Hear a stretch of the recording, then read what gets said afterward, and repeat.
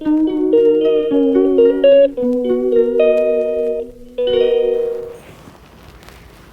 കൃഷ്ണ. സർവം ശ്രീ കൃഷ്ണാർപ്പണമസ്തു. ജയ് ശ്രീ രാധേ രാധേ. ഇന്നത്തെ കഥ ഭഗവാൻ മഹാദേവനെ കുറിച്ചുള്ളതാണ്. ത്രിമൂർത്തികളിൽ ഏറ്റവും പ്രധാനിയായ ഭഗവാനാണ് മഹാദേവൻ. ദേവന്മാരുടെ ദേവൻ എന്നും മഹാദേവൻ അറിയപ്പെടുന്നു. ഭഗവാൻ പരമശിവൻ ലിംഗരൂപിയാണ്. പണ്ട് ബ്രഹ്മാവും വിഷ്ണുവും പരസ്പരം യുദ്ധം ചെയ്തു. ആരാണ് തമ്മിൽ ശ്രേഷ്ഠൻ എന്നതായിരുന്നു യുദ്ധത്തിനുള്ള കാരണം.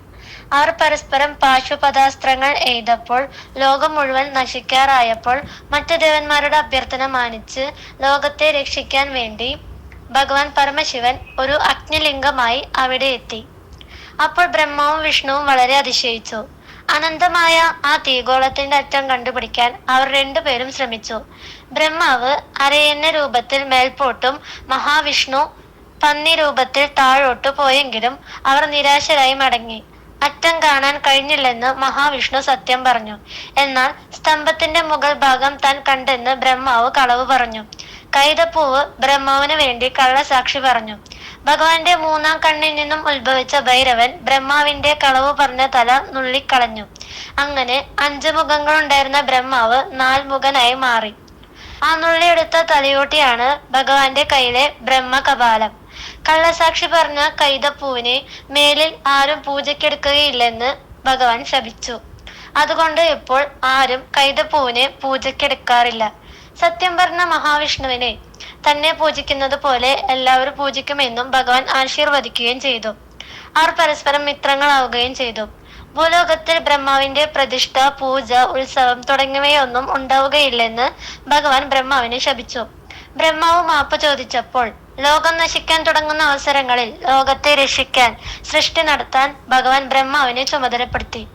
അന്നുണ്ടാകുന്ന ഹോമങ്ങളിൽ ഗുരു ബ്രഹ്മാവായിരിക്കുമെന്നും ഭഗവാൻ പറഞ്ഞു. കൈതപ്പൂവിനും ഭഗവാൻ ചെറിയ ഇളവ് കൊടുത്തു. വിധാനങ്ങളിൽ, അലങ്കാരങ്ങളിൽ സ്ഥാനം ലഭിക്കട്ടെ എന്ന്. ബ്രഹ്മാവും വിഷ്ണുവും ഭഗവാനെ സ്മരിച്ച് ഇടതും വലതും കൈകൂപ്പി നിന്നു. ഭഗവാനെ അലങ്കരിച്ച് ഉപചാര പൂജകൾ നടത്തി. ഭഗവാനെ സർവേശ്വരനായി കണ്ട് അനവധി അനർഘ വസ്തുക്കൾ അവർ ഭഗവാന് സമർപ്പിച്ചു. ഭഗവാൻ അവരുടെ പൂജകളിൽ സന്തുഷ്ടനായി.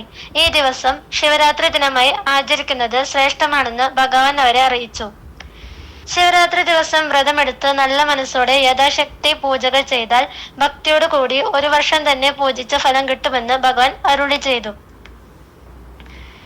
ഞാൻ സ്തംഭരൂപത്തിൽ ആവിർഭവിച്ചത് ധനുമാസത്തിലെ തിരുവാതിര നക്ഷത്രത്തിലാണ്. അന്നേ ദിവസം ഉമയോടുകൂടി എന്നെ ദർശിച്ചാൽ തന്നെ പുണ്യമാണ്.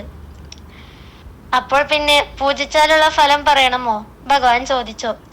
ആദ്യന്തമില്ലാത്ത ഈ അഗ്നിഗോളം ചെറുതായി അണുവായി.